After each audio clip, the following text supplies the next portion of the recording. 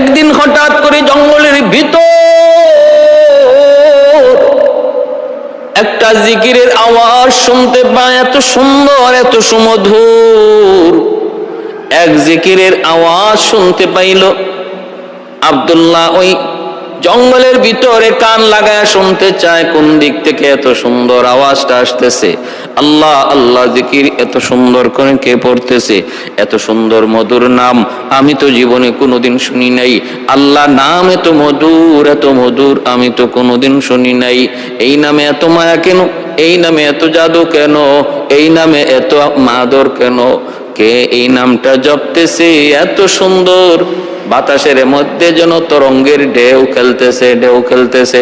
আব্দুল্লাহ কান খাড়া করে আছে, কোন দিক থেকে আওয়াজটা বের হয় একটু দেখবো।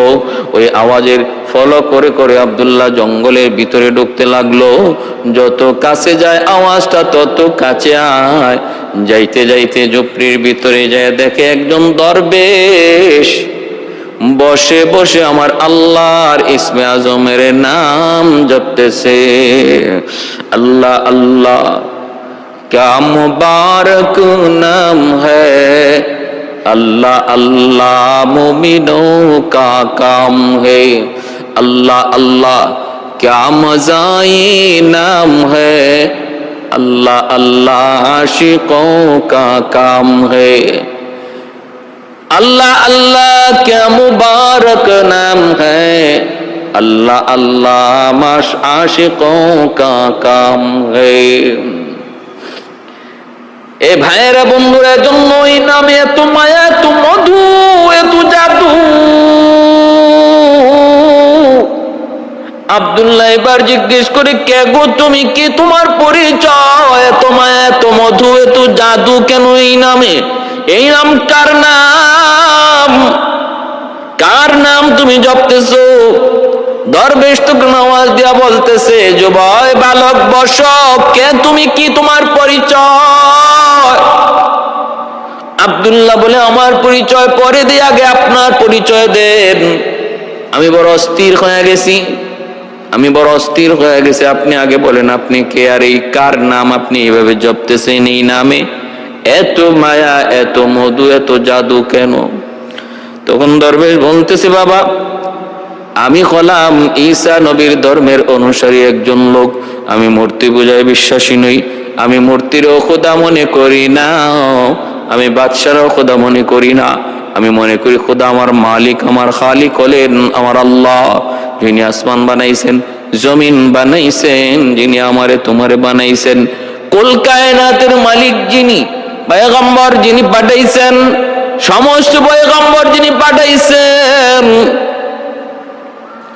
তার পরিচয় হলো কুল হুয়াল্লাহু আহাদ, আল্লাহুস সামাদ, লাম ইয়ালিদ ওয়া লাম ইউলাদ ওয়া লাম ইয়াকুল লাহু কুফুয়ান আহাদ। এইগুলো তার সংক্ষিপ্ত পরিচিতি। আল্লাহ পাকের পরিচয় তুলে ধইরা তিনি বলতেছেন যে এই নাম তুমি শুনছো, এই নাম হলো আমার মালিকের নাম, এই নাম হলো আমার রবের নাম, এই নাম হলো আমার মাশুকের নাম। আব্দুল্লাহ তখন বলতেছে, তাহলে এবার আমার পরিচয় শোনো। আমার নাম হলো আব্দুল্লাহ তামের, আমাকে বাদশাহ আনছে, জ্যোতিষী বানাবে, গণক বানাবে। আমি গণকের কাছ থেকে গণনা শিখি, জ্যোতিষীর কাছ থেকে জ্যোতিষী বিদ্যা শিখি। এক পর্যায়ে আমি হব চিফ অ্যাডভাইজার, আমাকে রাজ্যের প্রধান উপদেষ্টা বানাবে, আমার কথা মতো বাদশাহ চলবে। এজন্য আমার বাপমার কাছ থেকে সে নিয়ে আসছে, রাজদরবারে থাকি। আর প্রতিদিন ওই যে জ্যোতিষী, ওই জ্যোতিষীর কাছ থেকে আমি তন্ত্র মন্ত্র শিখি, এই রাস্তা দিয়েই যাই। আজ আমি এই আওয়াজ পেয়ে আপনার কাছে আসলাম। আব্দুল্লাহ রে, এ আব্দুল্লাহ মস্ত বড় ভুল করে ফেলেছো, তাড়াতাড়ি করে তুমি যাও। বাদশা যদি জানতে পায় তাহলে তোমারও হত্যা করবে, আমারও হত্যা করবে। কাজটা ভালো হয় নাই, তুমি তাড়াতাড়ি করে তুমি বাদশার কাছে যাও, দেরি হয়ে গেলে সমস্যা। আব্দুল্লাহ তখন বলতেছে, ভালো হয়েছে না খারাপ হয়েছে, ভুল করলাম কি শুদ্ধ করলাম, আমি এত কিছু বুঝি না ও আল্লাহর বলি, তবে আমার এতটুকু বুঝতে বাকি নাই, আমি যা যেখানে এসেছি ভুল করে এসে আসি আর যাই না, বুঝে আসি, আমার আশাটা খারাপ হয় নাই, ভালোই হয়েছে। মনে হয় আমার কপাল বুঝি খুলে গেছে। আমি যেই নাম আপনার জবান থেকে শুনেছি, এই নাম আপনি তাড়াতাড়ি করে আমারে শিখায়া দেন। যতক্ষণ পর্যন্ত আমি এই নাম হৃদয়ে আমি লালন না করব, ততক্ষণ পর্যন্ত আমি দিলে শান্তি পাবো না। এ ভাই একটু মনোযোগ দিয়ে শোনো, অন্য মনস্ক হয় না, দিলটা দিয়া শোনো, দিলের কান দিয়া লক্ষ্য করে শোনো। আব্দুল্লাহ তামের তখন কয় আমার এই নাম শিখাইতে হবে। আল্লাহর ওয়ালি কয় না না বাবা, এমনটা করো না, এমনটা করা ঠিক না, তুমি চলে যাও। আব্দুল্লাহ কয় আমি কখনো যাব না, আমাকে এই নাম যদি না শিখার আমি যাব না, আমাকে এই নাম না শিখাইলে যাব না। তখন আল্লাহর ওলি ওই কথা, তখন আল্লাহর ওলি বলতেছে ঠিক আছে বলতে পারি, শিখাইতে পারি, কিন্তু ওয়াদা করো এই কথা কারো কাছে বলবা না। আব্দুল্লাহ তামের কয় ঠিক আছে আমি বলবো না, কারো কাছে বলবো না, গোপন রাখবো। ভাইরা বন্ধুরা, লা ইলাহা ইল্লাল্লাহ ঈসা রূহুল্লাহ, এই কালেমা পড়ে দিলেন, আল্লাহ আল্লাহ জিকির শিখায় দিলেন। আল্লাহর ওলির নজর আব্দুল্লাহর উপরে যায় পড়লো, সাথে সাথে আব্দুল্লাহ নিজেও আল্লাহর ওলি হয়ে গেল। ওলিদের নেক নজর যাদের উপরে পড়ে, নজরও আল্লাহ তারে ওলি বানায় দেয়, নজরও আল্লাহ তারে ওলি বানায় দেয়। এজন্য আল্লাহ ওয়ালাদের সোহবত, আল্লাহ ওয়ালাদের সোহবত, আল্লাহ ওয়ালাদের নেক নজর এটা সাধারণ কোনো বিষয় নয়।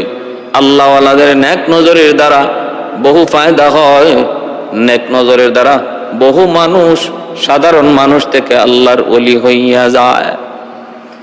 ভাইরা জন্য আল্লাহ বলেছি ইয়া আইয়ুহাল্লাযীনা আমানু, ইয়া আইয়ুহাল্লাযীনা আমানুত্তাকুল্লাহ ওয়া কুনু মা'আস সাদিকিন।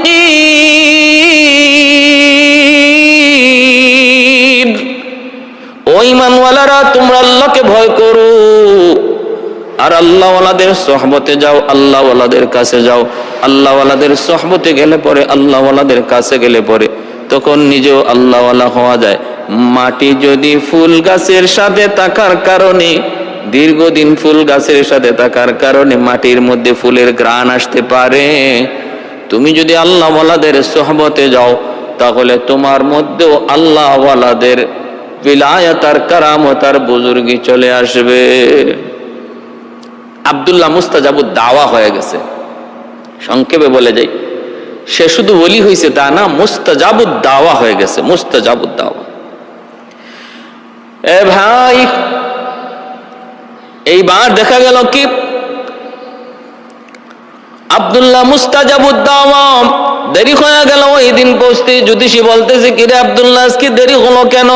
একটু রাস্তায় অসুবিধা ছিল, সমস্যা হয়েছিল, বাড়ি থেকে বের হতে দেরি হয়েছিল, দরবার থেকে বের হতে দেরি হয়েছে, এরকম মিথ্যা কথা বলে বলে জ্যোতিষীকে বুঝতে দিল না সে কি শিখতেছে। এইদিকে জ্যোতিষী তারে তন্ত্রমন্ত্র শিখায়, আর ওই আল্লাহওয়ালা দরবেশ আব্দুল্লাহকে আল্লাহ নামের জিকির শিখায়।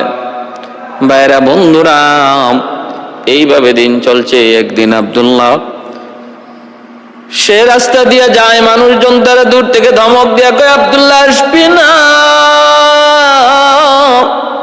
ওই যে রাস্তার মাঝখানে বিশাল এক অজগর সাপ, রাস্তা বন্ধ করে দিয়েছে, কেউ যাইতে পারে না, দুনো দিকের মানুষ দুই দিকে দাঁড়ায় আছে। রে আব্দুল্লাহ তুই সামনে আসবি না? আব্দুল্লাহ কয় আজকে সুযোগ পাইছি, আজকে আমার জীবনের সুযোগ তৈরি হয়েছে। জ্যোতিষীর তন্ত্র মন্ত্র সত্য নাকি আল্লাহ নামের জিকির সত্য, আজকে প্রমাণ হয়ে যাবে, প্রমাণ হয়ে যাবে। আব্দুল্লাহ ভয় পায় না, ভয় পাওয়ার কোনো কারণ না। যার অন্তরের মধ্যে ইমানের নূর জাগ্রত হয়, যার অন্তরে হালাওয়াতে ইমান পয়দা হয়, যে মানুষটা আল্লাহর পরিচয় পেয়ে যায়, উলায়াত যার হাসিল হয়ে যায়, সে গায়রুল্লাহর কোনো ভয় তার অন্তরে থাকে না, মাখলুকের কোনো ভয় থাকে না, ভয় থাকে শুধুমাত্র খালিকের। আল্লাহ বলে আলা ইন্না আউলিয়া আল্লাহ লা খাউফুন আলাইহিম ওয়ালা হুম ইয়াহজানুন। ওলি আল্লাহ যারা, তাদের কোনো ভয় নাই, তাদের কোনো চিন্তা নাই, তাদের কোনো পেরেশানি নাই, কোনো ভয় তাদের নাই। এজন্যই আব্দুল্লাহর মনের ভিতরে ওই বিশাল অজগর সাপের কোনো ভয় ভীতি নাই। কারণ আল্লাহ পাক রব্বুল আলামিন বলেছেন, আদ-দুনিয়া খুলিকাত লাকুম ওয়া আনতুম খুলিকতুম লিল আখিরাহ। দুনিয়া আল্লাহ সৃষ্টি করেছেন তোমাদের গোলামির জন্য, আর তোমাদেরকে আল্লাহ বানাইছেন আখিরাতের জন্য। অতএব তোমরা যদি আখিরাতের কাম করো, তামাম দুনিয়া তোমাদের গোলামি করবে। আখিরাতের কাম যদি তোমরা করো, গোলামি করবে তামাম দুনিয়া। বাঘ তোমার গোলামি করবে, সাপ তোমার গোলামি করবে, আসমান জমিন তরুলতা পশু পাখি দেবদানব সব তোমার গোলামি করবে যদি তুমি আখিরাতের কাম করো। কারণ আল্লাহ তোমার বানাইছেন আখিরাতের জন্য, আর দুনিয়া বানাইছেন তোমার গোলামির জন্য। এজন্য আমরাও তো দেখতে পাই যারা আখিরাতের পাগল ছিলেন, তামাম দুনিয়া তাদের গোলাম হয়ে গেছে। হ্যাঁ, এ ভাই আমাদের সিলেটের বাহুবল এলাকার বহুত বড় একজন বুজুর্গ ছিলেন, আব্দুল হামিদ সাহেব রাহিমাহুল্লাহ। রশিদপুর চৌমনির মধ্যে এসে আসলেন। ওই চৌরাস্তার মধ্যে বিশাল একটা বাঘ বসে আছে, রাস্তার মাঝখানে কেউ যাইতে পারে না, নড়তে পারে না, চড়তে পারে না। বাঘটা মাঝ রাস্তার মাঝখানে বসা।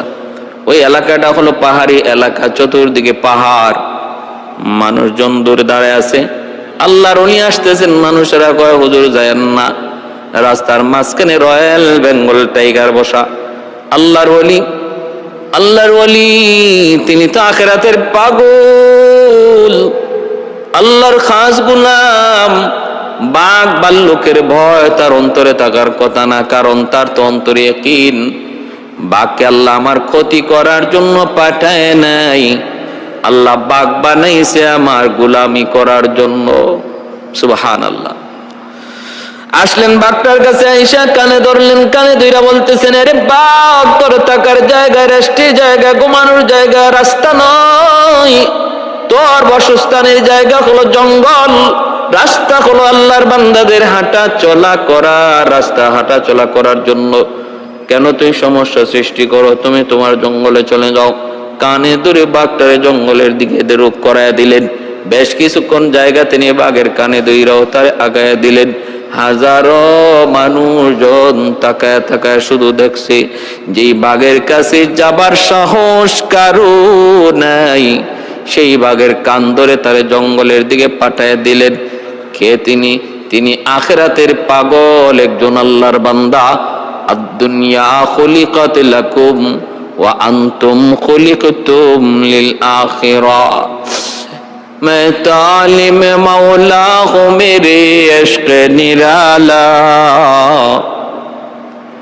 मैं तालिब मौला हूँ मेरे है जुमला जहाँ जिनके तजल्ली से उजाला, है जुमला जहाँ जिनके तजल्ली से उजाला।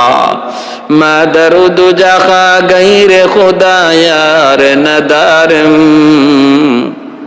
जुजियाद खुदा ही चदिगर कार नदारम, जुजियाद खुदा ही चदिगर कार नदारम। এ ভাই জন্য বলতেছি, একটু মনোযোগ দিয়ে শুনো রে আল্লাহর গোলাম। উজানির পীর সাহেব রাহিমাহুল্লাহ, কারি ইব্রাহিম সাহেব আল্লাহর ওলি ঘোড়ার পিঠে সওয়ার হইয়া জঙ্গলের পাড় দিয়ে কোথাও যাইতেছেন। দেখতে পেলেন একটা মসজিদ। ওই মসজিদটা জঙ্গলের ভিতরে, কেউ নাই, মানুষজন কেউ নাই। মসজিদটা দেখে ঘোড়ার পিঠ থেকে তিনি নামলেন, আর মনে মনে ভাবলেন, মসজিদ দেখার পর মসজিদের হক হলো তার মধ্যে 2 রাকাত নামাজ পড়া। সুযোগ থাকলে আল্লাহর ঘর মসজিদ দেখা মাত্রই সেখানে 2 রাকাত নামাজ পড়া, এটা মসজিদের একটা হক, মসজিদের একটা দাবি, মসজিদের একটা চাহাত। আল্লাহর ওলি ঘোড়ার পিঠ থেকে নাইমা তিনি মসজিদের ভিতরে ঢুকলেন। ঢুইকা দেখেন জঙ্গলের একটা বিশাল বড় বাঘিনী 2টা দুধের বাচ্চারে এই মসজিদে এক কোনায় বসে বসে দুধ খাওয়াইতেছে। আল্লাহর ওলি মাঝখানে ঢুকলেন। তিনি মসজিদের ভিতরে ঢুইকা যেই মাত্র দেখলেন এত বড় বাঘ, বাচ্চারে দুধ খাওয়ায়। মানুষজন দূর থেকে বলতেছে, হুজুর এই মসজিদে ঢুকেন না, এই মসজিদে বাঘ আসা যাওয়া করে, এজন্য কেউ এই মসজিদে যায় না, মসজিদে ঢুকে না। আল্লাহর ওলি আস্তে করে বাঘের কাছে যায়, তিনি ভাষণ দিলেন। ভাষণটা কি ছিল? এরে বাঘ শুন রে, আল্লাহ পাক রব্বুল আলামিন তোমাকে বানাইছে মানুষের খেদমতের জন্য, মানুষের সমস্যা করার জন্য আল্লাহ তোমারে বানাই নাই। তোমার কারণে আল্লাহর বান্দার আল্লাহর ঘর মসজিদে আসতে পারে না, ভয় পায়। কি জবাব দিবি, কি জবাব দিবি হাসরের মাঠে আল্লাহর সামনে? অতএব তুমি তোমার বাসস্থান জঙ্গলে চলে যাও, আর মসজিদ আল্লাহর বান্দাদের জন্য স্বাধীন করে দাও। এই বইলা তিনি যখন আওয়াজটা দিলেন, বাগে নিয়ে আসতে করে বাচ্চা নিয়া সে যে মসজিদ থেকে গেল, আজও গেল, কালও গেল, আর জিন্দিগিতে কোনো দিন এর আশেপাশেও বাঘটা বাঘিনীটা আসলো না। মসজিদ আবার মানুষের দ্বারা আবাদ হয়ে গেল।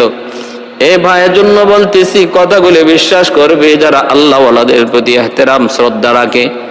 আর যাদের অন্তরে আল্লাহওয়ালাদের প্রতি কোনো শ্রদ্ধা নাই, বরং দুশ্মনী আছে, এরা কথাগুলি নিয়ে মজাক করবে, ঠাট্টা করবে।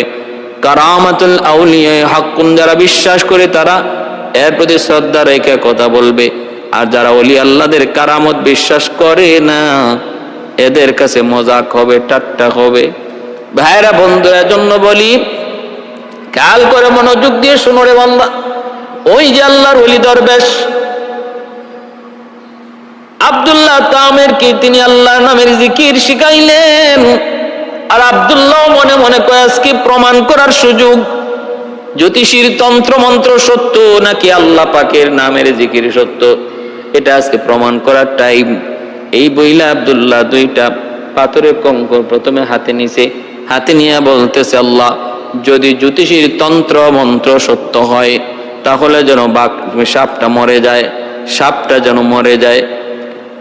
তন্ত্র মন্ত্র পইরা যখন সে এই পাথরে ফু দিয়া পাথরটা সাপের দিকে মারলো, সাপ মরবে দূরের কথা, সাপ আরো রাগান্বিত হইয়া ফুসফাস করে উঠল। সাপ আরো রাগান্বিত হয়ে ফুসফাস করে উঠল। মানুষজন আরো দূরে চলে গেল। আব্দুল্লাহ কয়, রাগ, থাম থাম, বুঝেছি, আমি সব বুঝেছি, এইবার আসল পরীক্ষা। ও মালিক, তোমার ইসমে আজমের নাম যদি সত্য হয়, দরবেশের শিখানো জিকির যদি সত্য হয়, তাহলে সাপটা যেন মরে যায়। বিসমিল্লাহির রহমানির রহিম বইলা যখন ডিল মারলো, ছোট্ট পাথরের কণা সাপের গায়ে লাগা মাত্রই যেন অ্যাটম বম সাপের উপরে পড়লো। এত বড় বিশাল সাপ মুহূর্তের মধ্যেই জাগাতে মারা গেল। মানুষের মধ্যে হইচই পড়ে গেল। মানুষেরা আব্দুল্লাহ কি জানি মন্ত্র শিখতেছে রে, কি জানি মন্ত্র শিখতেছে। পরের দিন দেখা যায় বাঘ রাস্তার পাশে দাঁড়ানো। মানুষজন ডাক দেয়া কইরে, আব্দুল্লাহ আজকে আসবি না, আজ কিন্তু সাপ নয়, আজকে কিন্তু রয়্যাল বেঙ্গল টাইগার, কলিজারা পর্যন্ত চিবায় খেয়ে ফেলবে। আব্দুল্লাহ কয়, ঠিক আছে, আমার কাছে সব মন্ত্রই আছে। এই বইলা সে বিসমিল্লাহির রহমানির রহিম বইলা এরকম ভাবে পাথরের চাকা দিয়ে ঢিল মারলো। রয়্যাল বেঙ্গল টাইগার আস্তে করে রাস্তা ছেড়ে দিয়া তার মতো জঙ্গলে চলে গেল। আব্দুল্লাহ যেই মাত্র ঢিল মারলো, বাঘটা আস্তে করে ভাগতে শুরু করলো। ভাগতে ভাগতে রাস্তা পরিষ্কার হয়ে গেল। আজও গেল, কালও গেল, রাস্তা পরিষ্কার। মানুষজন কয়, আব্দুল্লাহ রে, কি তুমি জাদু মন্ত্র তন্ত্র শিখতেছো? কি মন্ত্র তন্ত্র শিখতেছো?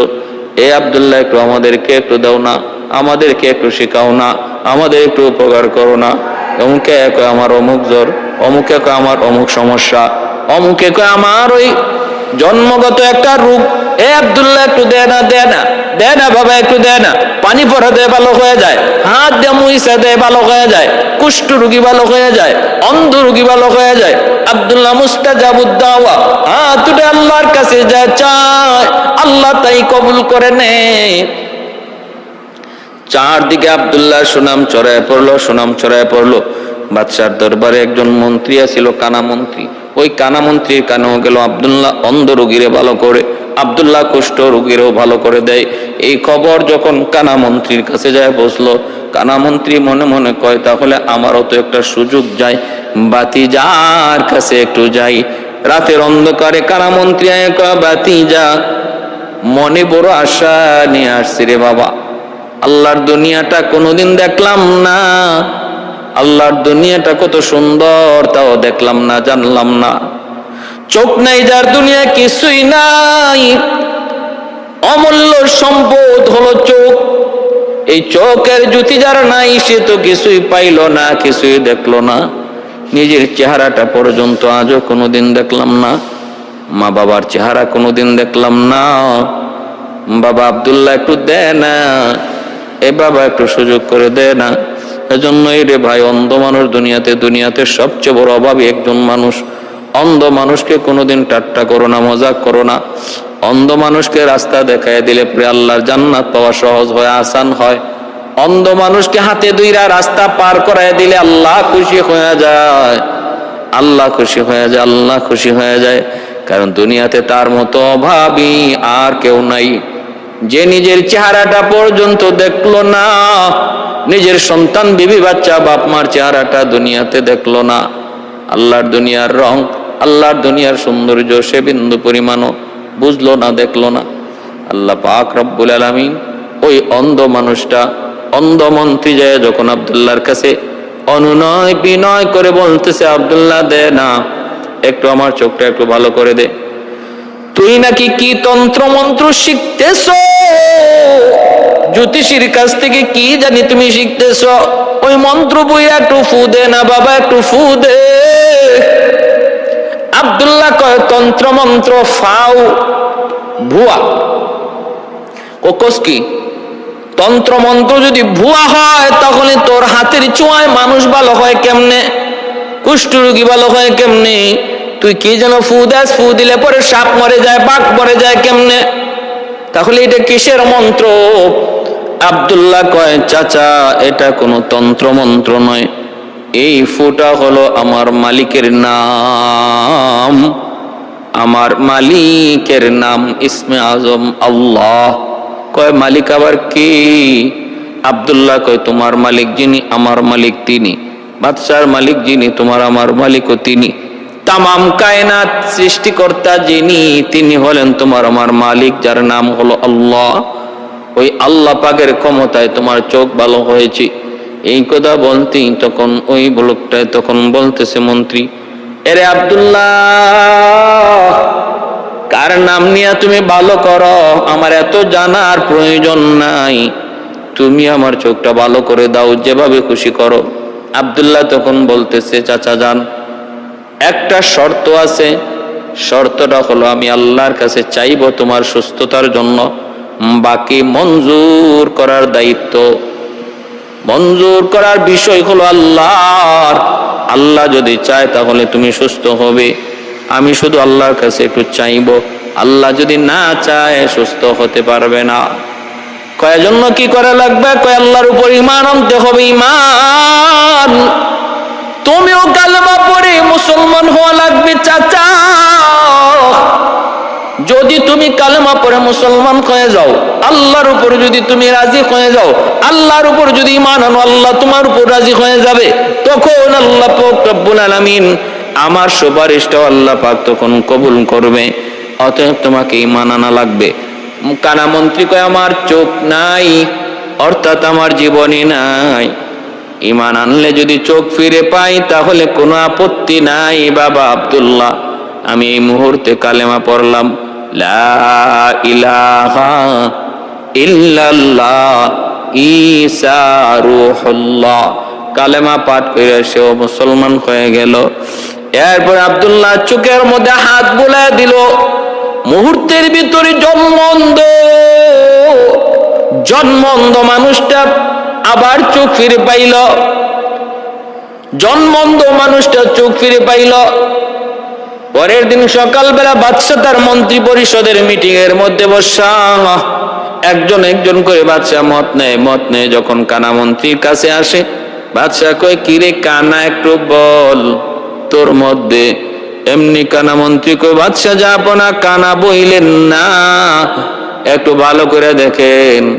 বাদশা তাকায় দেখে কানামন্ত্রীর চোখ বালক হয়ে গেছে, বড় বড় চোখে তাকায় আছে। কিরে, তোর চোখ ভালো হইলো কেমনে, চোখ পাইলে কেমনে? কয় আমার মালিক দিছে, আমার মালিক। বাদশাহ কয় তোর মালিক আবার কেডা? তোর মালিক তো আমি। তুমি আমার মালিক? তুমি আমার মালিক সম্পূর্ণ ভুয়া মালিক। আমার আসল মালিক হলেন আমার আল্লাহ, যেই মালিক তোমাকেও বানাইছে, আমাকেও বানাইছে, আসমান জমিন বানাইছে। ইমান যার অন্তরে একবার ঢুকে যায় সেটারে গোপন রাখা যায় না রে ভাই, যত চেষ্টাই তুমি করো না কেন। কারণ সূর্যের পাওয়ারের চেয়ে ওই ইমানের পাওয়ার অনেক গুণ বেশি।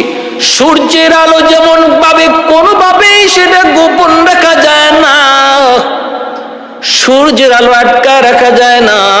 পৃথিবীর পূর্ব আকাশে সূর্য উঠলে পরে সূর্যের আলো কেউ আটকায় রাখতে পারে না, পৃথিবীটা আলোকিত করে দেয়। ঠিক তেমনি ভাবে একজন মানুষের অন্তরের মধ্যে যখন ইমানের নূর অন্তরে ঢুকে যায়, তখন এই নূরটারও কোনোদিন চাপায় রাখা যায় না, সূর্যের আলোর মতোই সেটা বেরিয়ে যায়। ইমানের নূর যার অন্তরে ঢুকে সেটারে গোপন রাখা যায় না, প্রকাশ হয়ে যায়। চেষ্টা করো, গোপন রাখা যায় না। হযরত বেলাল হাবশী রাদিয়াল্লাহু তাআলা আনহু এত করে বুঝানো হলো, রে বেলাল মুসলমান হয়েছো কিন্তু এখনো তুমি গোলাম, উমাইয়ার গোলাম, এবং উমাইয়া হলো চরম দুশমন ইসলামের, মুসলমানের নবীর। যদিও টের পায় তুমি মুসলমান হয়েছো তাহলে তোমাকে রাখবে না, তোমাকে হত্যা করে ফেলবে। ও বেলাল, না না, তুমি তোমার ইসলাম প্রকাশ করবা না। কিন্তু যতই বলেন বেলাল তো গোপন রাখতে পারে না, কারণ ঈমান তো গোপন রাখার বস্তু নয়। বেলাল জবান দিয়ে আহাদ আহাদ বলতেছে, আহাদ আহাদ বলতেছে। আবু বকর সিদ্দিক কানে কানে যায় বলে, বেলাল একটু হিকমত অবলম্বন করো। ও বেলাল, তাদের কি খুশি করার জন্য তুমি একবার তাদের নাম, তাদের দেবদেবীর নাম বলো, অথবা নীরব থাকো, আল্লাহর নামটা বলা বন্ধ রাখো, আল্লাহর নামটা আহাদ আহাদ নামটা একটু বলা বন্ধ রাখো। ও বেলাল, যা দেখতেছি তোমাকে হত্যা করে ফেলবে, মেরে ফেলবে। কারণ সূর্যের আলোতে দিনের বেলা চাপায়া রাখে আর বুকের উপরে পাথর চাপা দিয়া রাখে, রাতের বেলা প্রচন্ড আঘাত করে শরীরে কত বিক্ষত শরীরটাকে আবার রৌদ্রের মধ্যে দিনের বেলা শোয়া দেয়। পাথরই গরম, কত বিক্ষত জায়গার মধ্যে এই গরমে পাথরগুলা লাগে, খসে খসে গোশত পড়ে যায়। বেলাল আবু বকর সিদ্দিক রাদিয়াল্লাহু তাআলা আনহুকে বলে, আবু বকর, আমি তো চাই জবান বন্ধ রাখতে, কিন্তু আমার জবান তো পারে না। আমি চাই অন্য কিছু বলতে, কিন্তু আমার জবান তো অন্য কিছু বের হয় না। আমার জবান দিয়ে শুধু আমার আল্লাহর নাম আহাদ আহাদ বের হয়, আর কিছু চাইলেও আমি বের করাইতে পারি না। আমাকে দোষ দিয়ে লাভ নাই। এজন্যই ভাইয়েরা বন্ধুরা, ওই যে কানামন্ত্রী সেও ইসলাম গ্রহণ করার কারণে আর গোপন রাখতে পারে না ইমানের নূর, এটা গোপন রাখা যায় না। কানামন্ত্রী সে বলে দিল। বাদশাহ তখন কেঁপে গেল, কস কি তুই, তোর মালিক বুঝি আল্লাহ? তোর মালিক আল্লাহ তোরে এই মন্ত্রকে শিখাইছে? তাড়াতাড়ি করে বল। আমাকে শিখাইছে আব্দুল্লাহ। সাথে সাথে আব্দুল্লাহরে দুই রানছে বাদশাহ আইনা কইরে, আব্দুল্লাহ এত কষ্ট করে এত মায়া করে তোরে রাজদরবারে আনলাম, তোর জন্য সব কিছু আমি ফ্রি করে দিলাম, তোর বাপ মার জন্য সব কিছু ফ্রি করে দিলাম। এ আব্দুল্লাহ, তুই এতদিনে কি শিখলি? তুই বুঝি এই শিখছো যে তোর আমার মালিক আল্লাহ, আমি তোর খোদা, এই কথা কি তুই ভুলে গেছো? আব্দুল্লাহ কই, তুমি আমার খোদা, এটা ফালতু কথা। তুমি আমার খোদা, মানুষ কোনোদিন খোদা হতে পারে না। তোমার আমার খোদা হলেন আল্লাহ, তুমি কোনোদিন খোদা হতে পারো না। এই কথা বলা মাত্রই আব্দুল্লাহর দিকে বাদশা কেঁপে গেল। কয়, আব্দুল্লাহ রে, তোর এই কথা কে শিখাইছে? জ্যোতিষী শিখাইছে বুঝি। কয় জ্যোতিষী শিখাইব ছাতা, জ্যোতিষী কি শিখাইব ছাতা, জ্যোতিষী আমারে শিখাইব কচু, জ্যোতিষী কোত্থেকে এগুলা জানবে? কে তোরে শিখাইছি? কয় শিখাইছে আমারে দরবেশ। কোথায় সেই দরবেশ? কয় জঙ্গলের ভিতরে দুইরা আনলো দরবেশকে। দরবেশকে রাজ দরবারে দুইরা আইনা বলে দরবেশ এখনো সুযোগ আছে, আমারে খোদা কও। দরবেশ কই জীবন যাবে যাবে, তবু খোদা তোমাকে বলতে পারবো না। খোদা হলেন আমার আল্লাহ, আমার আল্লাহ। খোদা হলেন আমার আল্লাহ, তোমার আমার খোদা আল্লাহ। এই কথা বলা মাত্রই তখন দরবেশ কয় তাহলে ঠিক আছে, তোমারে হত্যা করে ফেলবো। এই বইলা দরবেশ তারে হত্যা করার জন্য নির্দেশ দিয়ে দিল। দরবারে তারে হত্যা করার জন্য সবাই প্রস্তুত হয়ে গেছে। ভাইরা বন্ধুরা, আব্দুল্লাহর সামনে হত্যা করা হলো তার উস্তাদ, তার দরবেশকে। আব্দুল্লাহ এইবার তোর এখন সময়, আব্দুল্লাহ এখনো সুযোগ আছে রে, বল আমারে খোদা কোনাইলি তোর হত্যা করে ফেলবো। আব্দুল্লাহ কো অসম্ভব, মৃত্যুর ভয় দেখে কোনো লাভ নাই, মৃত্যুর ভয় দেখে কোনো লাভ নাই। মুমিন ইমানদার আল্লাহর পরিচয় যারা পেয়ে যায় তারা আল্লাহ পাওয়ার পর কোনোদিন মরণকে ভয় পায় না, মরণ ভয় করে না, মরণকে ভয় পায় না। তুহফাতুল মুমিনাল মউত। এই কথা বলা মাত্রই বাদশা আদেশ দিল, কয়ে যাও পরে তোমরা পাহাড়ের উপরে নিয়ে উঠাও, পাহাড়ের উপর থেকে সাইরা দেবা, আর 4 বার আগে বলবা সে আমার খোদা মানে কি মানে না, মানলে ভালো, না মানলে ফালায় দিবা। সৈন্য সামন্ত আব্দুল্লাহরে দইরা পাহাড়ের উপরে নিয়ে উঠলো, হাত পা বেঁধে তারা পাহাড় থেকে ফালায় দিবে। আব্দুল্লাহ কোন সময় এসে বল, আব্দুল্লাহকে অসম্ভব মরণের ভয় তোমরা দেখাও না রে। মুসলমান ইমানদার মরণের ভয় পায় না, ইমান দিতে পারবে না, জীবন দিতে পারবে, জীবন দিবে ইমান দিবে না। পাহাড় থেকে ফালায় দিল আব্দুল্লাহরে। আব্দুল্লাহ চোখটা মুইচা আল্লাহর কাছে কান্দে, মালিক আজকে আমার জান যাবে, আমার প্রাণ যাবে শুধুমাত্র তোমাকে রব কয়া ডাকার কারণে, তোমার আল্লাহ কয়া ডাক দেওয়ার কারণে, আর কোনো কারণ নাই। শুধুমাত্র তুমি খালিকার মালিকে আল্লাহ বলার কারণে। ও আল্লাহ তুমি এর সাহায্য করো, তুমি আমাকে সাহায্য করো। আব্দুল্লাহ যখন আল্লাহকে সাহায্য চায়, আল্লাহ পাক রব্বুল আলামিন সাহায্য নাজিল করলেন। ফেরেশতাদেরকে বললেন, ফেরেশতারা যাও পাহাড়ের নিচে তোমরা এরকম ভাবে ফুম বিছায় দাও, আমার আব্দুল্লাহ যেখানে পড়বে বিন্দু পরিমাণ যেন ব্যথা না পায়। আর ওখান থেকে দরবার পর্যন্ত লাল গালিচা বিছায় দাও, যেন ওই গালিচার উপরে দিয়ে হেঁটে হেঁটে সে আবার দরবারে যায়। পরে গেল আব্দুল্লাহ নিচে, ওইরা দেখে আরাম লাগে, কোনো ব্যথা পায় নাই, ব্যথা অনুভব করে নাই। উপরে তাকায় দেখে পাহাড়ের উপর তার সৈন্যগুলি মজাক করে ঠাট্টা করে। আব্দুল্লাহ কয়, মালিক আমারে যেভাবে ধরছো ওই বেঈমানগুলির, আমারে যেইভাবে বাঁচাইছো বেঈমানগুলির ওইভাবে ধরো। আল্লাহ তুমি তো বাঁচাইতেও পারো, তুমি ধরতেও পারো। তোমার সাথে তোমার প্রিয় বান্দাদের সাথে যারা দুশমনী করে আল্লাহ তুমি তাদেরকে ধরো।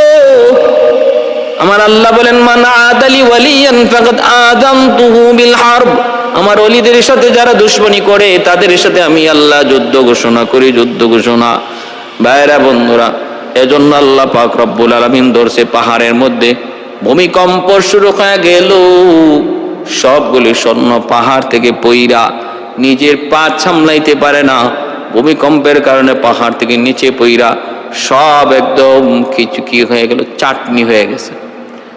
আব্দুল্লাহ রে ফালায়া মারার কথা, যেইভাবে আব্দুল্লাহ রে ফালায়া মারার কথা আল্লাহ ওইভাবে তাদেরকে মারলো। আর আব্দুল্লাহ রে আল্লাহ পাক জীবিত রাখলো। লাল গালিচার উপর দিয়ে আব্দুল্লাহ চলে গেল বাদশার দরবারে। ইউসুফ জুনওয়াজ কালেমার দাওয়াত দেয়, আব্দুল্লাহ তুই মরলি না, মরলি না, কেমনে তুই বাঁচলি? কয়ে রাখে আল্লাহ আমারে, কে যে আল্লাহ আমারে রাখছে ওই আল্লাহ তোমার সৈন্যগুলির ধরছে। কয় আমার সৈন্যগুলির অবস্থা কি? কয় চাটনি হয়ে গেছে। আরেক সৈন্যরে আদেশ দিল, ওরে নিয়ে তোমরা সাগরে যাও, জাহাজে করে লয়ে যাও, সাগরের মধ্যখানে ফেলাইয়া দিবা, হাঙ্গর ডাঙ্গর তিমি আব্দুল্লাহরে খেয়ে ফেলবে। আমাদের ঝামেলা মুক্ত। তবে মরবার আগে, ফালাইবার আগে তারে জিজ্ঞেস করবা সে আমাকে মানে কি মানে না। আব্দুল্লাহ রে জাহাজের উপর থেকে যখন সাগরের মধ্যখানে ফালায় দেওয়া হবে, তখন আব্দুল্লাহকে আল্লাহ সাহায্য চাই। আল্লাহর পক্ষ থেকে সাহায্য চলে আসলো। এমন সাহায্য আসলো, পানির উপরে আল্লাহ পাক রব্বুল আলামিন, পানির উপরে আল্লাহ পাক মখমলের বিছানা বিছায় দিলেন। আব্দুল্লাহ পড়লো, এক জাররা পরিমাণ পানি তার গায়ে লাগে না। মখমলের বিছানা, মখমলের চাদর, আবার লাল গালিচা বিছায় আল্লাহ পাক রব্বুল আলামিন একদম বাদশার দরবার পর্যন্ত পৌঁছায় দিলেন। আব্দুল্লাহ নিরাপদে যায় আর ওই জাহাজের উপর দিকে তাকায় কয়, মালিক তুমি ওদেরকে ধরো। বলা মাত্রই সাগরের মধ্যে ঝড় তুফান শুরু হয়ে গেল। জাহাজটা অল্প সময়ের ভিতরে পানিতে ডুবে গেল। সবগুলি সৈন্য যারা গেছিল আব্দুল্লাহরে ডুবায়া মারতো, ওই সবগুলির আল্লাহ পাক ডুবায়া মারলেন। ভাইরা বন্ধুরা, আব্দুল্লাহ আবারও বাদশার দরবারে চলে আসছে, আইসা কালেমার দাওয়াত দেয়। আব্দুল্লাহ রে তুই এখনো বুঝি মরলি না? কয় অসম্ভব, রাখে আল্লাহ মারে কে? কয় তাহলে কি করব? মন্ত্রীরা পরামর্শ দাও। মন্ত্রীরা কয় ওরে আগুনে পুরাইতে হবে। আব্দুল্লাহ কয় আমার আগুনের ভয় দেখায়ও না রে মন্ত্রী, এ জালিম আগুনের ভয় দেখায়ও না, কারণ আমরা ইব্রাহিম খলিলুল্লাহর উত্তরসূরি, আগুনের ভয় দেখায় কোনো লাভ নাই। বাদশাহ ইউসুফ জুনওয়াজ কয় তাহলে আব্দুল্লাহ তোরে কেমনে মারমু? ক তোরে তো কোনোভাবেই মারতে পারি না, আগুনের ভয় পাস না, তাহলে মারমু কেমনে? আব্দুল্লাহ তামির তখন বলতেছে, বাদশাহ আমাকে তুমি মারতেই হবে, তাহলে মারতেই হবে বুঝি? বলে হ। এইদিকে আব্দুল্লাহ যে একের পর এক পাহাড় থেকে পরিরাও বাইচা গেল, সাগরের মধ্যে ফালানোর পরও বেঁচে গেল। একে একে ইয়ামেনের মধ্যেই খবর রটতে মানুষজন একটার পর আরেকটা ঘটনা দেখতে দেখতে মুসলমান হইতে 50 ভাগ মানুষ মুসলমান হয়ে গেল। ইয়ামেনে কেমন করে ইসলাম আসছে? এর আগে ইয়ামেনের মানুষ মূর্তি পূজারী ছিল। এই আব্দুল্লাহ তামের ইয়ামেনকে একটা ইসলামী রাষ্ট্র পরিণত করার পিছনে আল্লাহ তার এই গোলামকে একটা উসিলা বানিয়ে রাখছেন। আমার ভাইরা, এখন বাদশা কয় ঠিক আছে তোরে কেমনে মারমু কো? আব্দুল্লাহ কয় আমারে মারবার একটাই পথ শুধু আছে, সেই পথটা হলো নির্দিষ্ট একটা তারিখ করো আর ময়দানে আমারে হাজির করো, আর হাজারো মানুষ, এলাকার ইয়ামেনের যত মানুষ তাদেরকে দাওয়াত দাও যে আজকে আব্দুল্লাহর হত্যা করা হবে। আমারে এক জায়গায় দাঁড় করাও, একটা তীর হাতে নিবা, নিয়া তীরটা তোমার ভগবানের নামে আর সগবানের নামে মারলে কোনো লাভ হবে না। আমি যেভাবে বলি ওইভাবে তীরটা যদি মারতে পারো তাহলে আমার মরণ হবে, এর আগে তুমি মারতে পারবা না। কয় কি? কয় কারণ হলো হায়াত মৌত কোনো ভগবানের হাতে নয়, হায়াত মৌত তোমার মতো জালেম বাদশার হাতেও নয়, হায়াত আর মৌত হলো না আমার আল্লাহর হাতে। তিনি হায়াত দেন, তিনি মৌত দেন। অতএব তীরটা মারার সময় আমার আল্লাহর নামে মারবা। বিসমিল্লাহি বিরব্বি হাদাল গোলাম, বিসমিল্লাহি বিরব্বি হাদাল গোলাম, এইভাবে কয়া তীরটা মারবা। তাহলে এই তীর আমার গায়ে লাগা মাত্রই আমার ইন্তেকাল হয়ে যাবে। হাজারো লক্ষ মানুষের উপস্থিতি হয়ে গেল। ইয়ামেনের অর্ধেক মানুষ এমনিতেই মুসলমান, বাকি অর্ধেক এখনো রইছে, হয় নাই। এরাও দেখতে আসলো। কয় দেখি। উপস্থিত জনতার ভিতরে আব্দুল্লাহ একটা ভাষণ দিল। আব্দুল্লাহ কয় শোনো, ইয়ামেনের জনগণ বাদশা আমাকে কতভাবে চেষ্টা করলো হত্যা করার জন্য, পারে না, কোনোভাবেই আমাকে মারতে পারে না।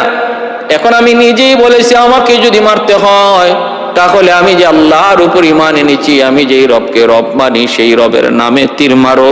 এই তীর যদি আমার গায়ে লাগে তাহলে আমার মৃত্যু হবে, নতুবা বিকল্প কোনো ব্যবস্থা নাই আমাকে হত্যা করার। আপনারা সাক্ষী, আমি চলে যাব, কিন্তু আমি চাই আমি এক আব্দুল্লাহ চলে গেলে হাজারো আব্দুল্লাহ যেন ঘরে ঘরে জন্ম হোক। বিসমিল্লাহি বিরব্বি হাদাল গোলাম কয়ে তীর মারলো। এই তীরটা আব্দুল্লাহর কপালের মধ্যে লাগলো। লাগা মাত্রই সাথে সাথে আব্দুল্লাহ জমিনে পড়ে গেল, বিদায় নিল, শহীদ হয়ে গেল। এই দৃশ্য দেখা মাত্রই উপস্থিত আরো যে 50 ভাগ মানুষ, তারা এখনো বাকি আছিল, কালেমা পড়ে নাই। এরাও সাথে সাথে কালেমা পড়ে মুসলমান হয়ে গেল। সুবহানাল্লাহ। अंदाज बया गरचे बहुत शौक नहीं है, अंदाज बया गरचे बहुत शौक नहीं है, शायद के उतर जाए तेरी दिल में मेरी बात, शायद के उतर जाए तेरी दिल में मेरी बात, या वसाते अफलाक में तकबीर मुसलसल, या वसाते अफलाक में तकबल, या खाक के आगोश में तस्बीह मुनाजात, या खाक के आगोश में तस्बीह मुनाजात। ओ मजहब मुर्दान खुदा गाहो खुदा माज, ए मजहब मुल्लाओ जमादात नबातात, ए मजहब मुल्लाओ जमादात नबातात। বাদশা এবার কয়, কিরে মন্ত্রীরা এখন কি হইল? আব্দুল্লাহরে মাইরা লাভ হইল না লস হইল? এখন তো দেখা যায় ইয়ামেনের সব মানুষ কালেমা পড়ে মুসলমান হয়ে গেছে, এখন কি করবা? মন্ত্রীরা কয়, আপনি 60 হাত দৈর্ঘ্য 60 হাত প্রস্থ একটা বিশাল 60 হাত গভীর একটা বিশাল গর্ত বানান, আর এই গর্তের মাঝে একজন একজন করে দইরা আনমু, জনগণ আইনে কমু আপনারে খোদা সেজদা দিত, যদি দেয় তাহলে তো ভালো, আর যদি না দেয় ধাক্কা দিয়ে এই আগুনের অগ্নিকুণ্ডে ফালাইয়া দেব। বাদশা মন্ত্রী পরিষদ সব আগুনের পাড়ের মধ্যে সিংহাসন লইয়া বইছে, আর জনগণ দইরা আনে, আইনা কয় বাদশারে সেজদা কর, যদি সেজদা করে তো ভালো সারে, আর যদি সেজদা না করে তাহলে ধাক্কা দিয়ে আগুনে ফালাইয়া দেয়। মন্ত্রীরা কয়, কোনো চিন্তা করবেন না, জনগণ আমাদের সাথে থাকলে থাক, না থাকলে নাই, আমাদের বাহিনীর কোনো অভাব নাই, পুলিশ বাহিনী, র্যাব বাহিনী, আর্মি বাহিনী সব বাহিনী আমাদের আছে, জনগণ থাকলে থাক, না থাকলে নাই, আর থাকবে না কেন, পিটায় সব একদম একদম এক দাঁড় করে ফেলবো, সাইজ করে ফেলবো, আর যদি তাও না মানে আগুনে পুড়ায় মারবো। এই হলো জালেমদের জুলুমের নমুনা। বাদশাহ যখন এইভাবে ঘোষণা দিয়ে দিছে, একজন একজন করে আনে আর একজন একজন করে আগুনে ফালায়। আল্লাহ এই কথাই পবিত্র কোরআনের সূরা বুরুজে বলেছেন, ওয়ামা নাকাব